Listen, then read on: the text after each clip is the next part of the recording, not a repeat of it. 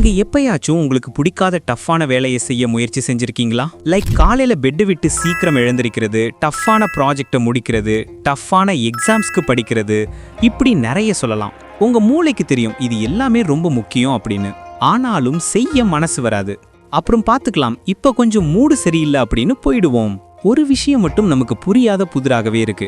இப்படி நீங்க கஷ்டமான விஷயங்களை செய்ய முடியாம, ஏன் ஸ்டார்ட் பண்ண கூட முடியாம திணறும்போது, சில பேர் மட்டும் ரொம்ப கன்சிஸ்டண்டா அந்த மாதிரி கடினமான விஷயங்களை ரொம்ப சுலபமாக செஞ்சுட்டு இருக்காங்க. இது எப்படி சாத்தியமாச்சு? வெல், ஒரு ப்ராப்பரான மெத்தட் இருக்கு இதை செய்ய. அதை நீங்க இப்ப வரைக்கும் கேள்விப்பட்டிருக்க மாட்டீங்க. அப்படியே கேள்விப்பட்டிருந்தாலும் நடைமுறைப்படுத்திருக்க மாட்டீங்க. அதுதான் கிழக்கு ஆசியால ரொம்பவே பிரபலமான ஒரு முறை, தி லோட்டஸ் மெத்தட்.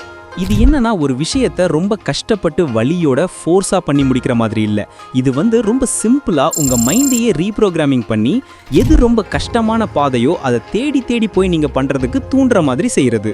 இதுதான் சாமுராய்ஸ், மாங்ஸ் அப்புறம் புராண போர் வீரர்களும் இதே முறையை தான் கையாண்டிருக்காங்க. இப்போ இது எப்படி வேலை பார்க்கும் அப்படின்றத நான் உங்களுக்கு சொல்றேன். பட் அதுக்கு முன்னாடி நான் உங்களுக்கு ஒரு ஸ்டோரியை சொல்றேன், கேளுங்க. உண்மை கதை. 12th century of Japan. அந்த நேரத்தில் கென்பே வார் நடந்துட்டு இருந்த சமயம் அது. அப்போ ஒரு மாங் போர் வீரர் இருந்தாரு. அவர் பேரு பெங்கே. அவர் எங்க இருக்கும்போது ரொம்ப அக்ரெசிவா, ரொம்பவே ஸ்டப்பனா இருந்தாரு. யாரு முன்னாடி வந்தாலும் சண்டை தான், சம்பவம் தான் சொல்ற அளவுக்கு ரொம்பவே ஆக்ரோஷமா இருந்தாரு. யாரு சண்டைக்குன்னு வந்தாலும் சுலபமாக அவங்கள தோக்கடிச்சிருவாரு. ஆனா ஒரு நாள் தெரியாத்தனமா ஒரு தப்பான ஆள் கூட சண்டைக்கு போயிட்டாரு. ரொம்பவே அமைதியான பலசாலியான சாமுராய், அவர் பேரு யோசிட்சுனை. ரெண்டு பேருக்குமே கடுமையான சண்டை நடக்குது. என்னதான் பெங்கை திறமையான ஆளாக இருந்தாலும் முதல் தடவை இந்த சண்டையில தோக்குறார். இதுக்காக அவர் ரொம்பவே கோவப்படுவாருன்னு தான் எல்லாருமே எதிர்பார்த்தாங்க. ஆனா அன்னைக்கு அவர் வித்தியாசமா ஒன்று செஞ்சார். அவர் மண்டி போட்டு வணங்கி யோசிட்சுனை அவருக்கு ரொம்பவே மரியாதையை செலுத்தி தன்னோட சிஷ்யனாக ஏத்துக்க சொல்லி கேட்டார். அந்த நொடியில இருந்து பெங்கையோட வாழ்க்கை மொத்தமாக மாறிடுச்சு. அவர் இன்டென்ஸான ட்ரைனிங் எடுத்தார், ரொம்ப தூரம் பயணம் பண்ணார், நிறைய போர்களை கூட ஜெயிச்சார். இந்த பயணத்துல நிறைய முறை அவர் சோர்வடைஞ்சார். பசி, வலி, சோர்வுன்னு நிறைய இன்னல்களை சந்திச்சார். ஆனாலும் எப்பவுமே அவர் பின்வாங்கவே இல்லை. ஏன்னா பெங்கை ஸ்ட்ரகிள்ஸை வேற மாதிரி ட்ரீட் பண்ண கத்துக்கிட்டு இருந்தார். அவர் டிஸ்கம்ஃபர்ட்டை அவாய்ட் பண்ணல, அதை எம்ப்ரேஸ் பண்ண கத்துக்கிட்டார். அவர் நம்ப ஆரம்பிச்சார், வலிகளுக்கு கண்டிப்பா காரணம் இருக்கும் அப்படின்னு ரொம்ப ஸ்ட்ராங்கா நம்பினார். ஒவ்வொரு கடினமான தருணங்களும் அவரை ரொம்ப ஸ்ட்ராங் ஆக்கிச்சு. அந்த மைண்ட் செட், கடினமான சூழ்நிலைகளை எதிர்கொள்ளும் அணுகுமுறை தான் லோட்டஸ் மெத்தடோட பேசிக்ஸ்.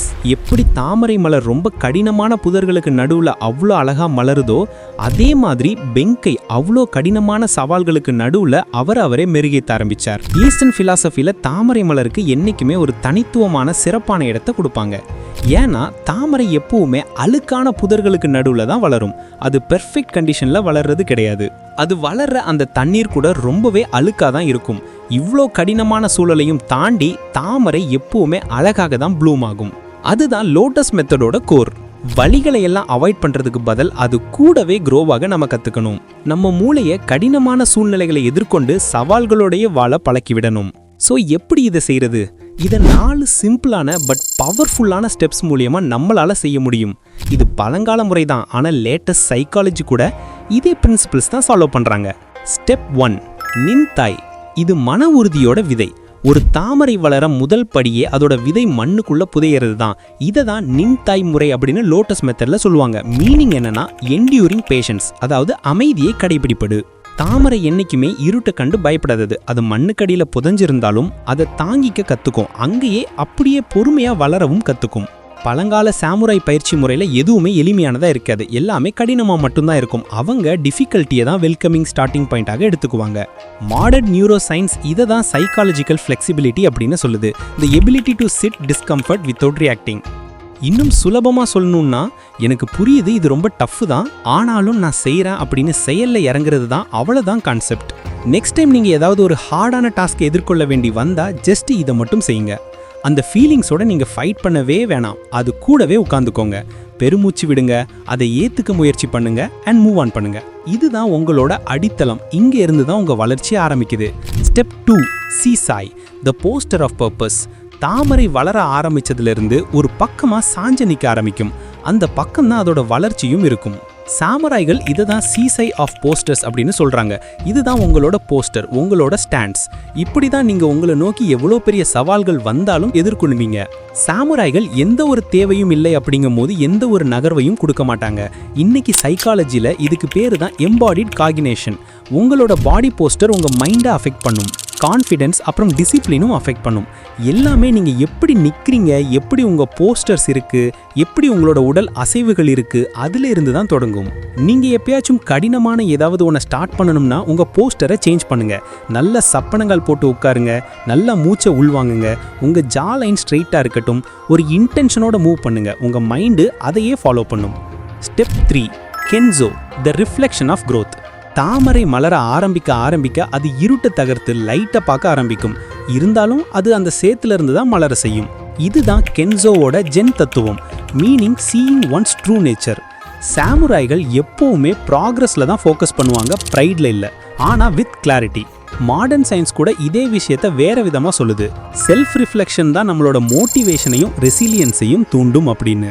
உங்களோட வளர்ச்சியை நீங்க கவனிக்கும் போது உங்களோட மூளை தொடர்ந்து முன்னேற இன்னும் ஸ்ட்ராங்கான வழியை உருவாக்குது. சரி, இது நடக்க நம்ம என்ன செய்யணும்? நீங்க ஜெயிச்ச சின்ன விஷயங்களை கூட குறிச்சு வைங்க. வாரம் ஒரு முறை என்ன செஞ்சீங்கன்னு யோசிச்சு பாருங்க. என்ன கஷ்டத்தை எல்லாம் ஜெயிச்சேன், என்ன புதுசா கத்துக்கிட்டேன்னு கேட்டுக்கோங்க.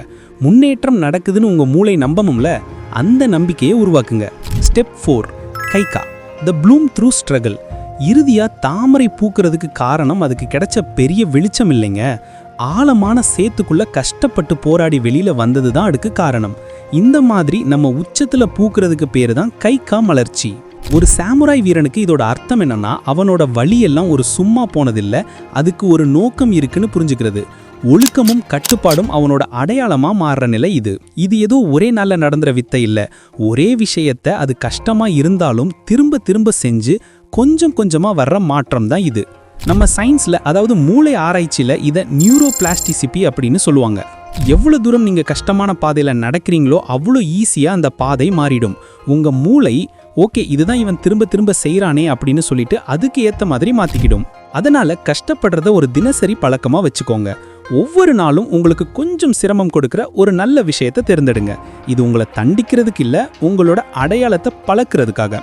ஏன்னா ஒரு விஷயம் நல்லா வரணும்னா அது ஏறி வர்ற கஷ்டத்தை தாண்டி வந்தே ஆகணும். சாம்ராய் ஒன்றும் சூப்பர் ஹீரோ இல்லை, தாமரை ஒன்றும் மந்திரம் இல்லை. ஆனால் ரெண்டும் ஒரே ஒரு உண்மையை தான் கற்றுக் கொடுக்குது. வளர்ச்சிங்கிறது நமக்கு பிடிச்ச சௌகரியமான இடத்துல இருந்து வராது. அது சகுதிய கடினமான சூழ்நிலையை நேருக்கு நேர் சந்திச்சு அதில் இருந்து எழுந்து எப்படியும் பூக்கிறதுல இருந்து தான் வரும். அதனால அடுத்த முறை உங்க மூளை ஐயோ இது ரொம்ப கஷ்டமா இருக்கு அப்படின்னு சொன்னா அந்த தாமரையை ஞாபகம் வச்சுக்கோங்க, பெங்கை வீரரை ஞாபகம் வச்சுக்கோங்க, அப்புறம் இன்னொன்னையும் ஞாபகம் வச்சுக்கோங்க. பெரிய விஷயம் சாதிக்கிறதுக்கு திறமை மட்டும் போதாது, அதுக்கு பின்னாடி ஒரே இலக்கில் பயிற்சி செஞ்ச உழைப்பு இருக்கணும். நின்தாய் பயன்படுத்துங்க, சீசாய் பயிற்சி பண்ணுங்க, கென்சோ செஞ்சு பாருங்க, அப்புறம் கைகாவை மலர்ந்து நில்லுங்க. இதுதான் லோட்டஸ் மெத்தட். இந்த மாதிரி தான் கஷ்டமான விஷயங்களை செய்யறதுக்காக உங்க மூளையை ரீவயர் பண்ண முடியும். உங்களுக்கு இது பிடிச்சிருந்துச்சுன்னா மறக்காம இந்த வீடியோவை லைக் பண்ணுங்க, கமெண்ட் பண்ணுங்க, உங்க ஃப்ரெண்ட்ஸோட ஷேர் பண்ணுங்க. கீழே கமெண்ட்ஸ்ல சொல்லுங்க இன்னைக்கு நீங்க கஷ்டப்பட்டு செய்ய போற ஒரு விஷயம் என்னன்னு.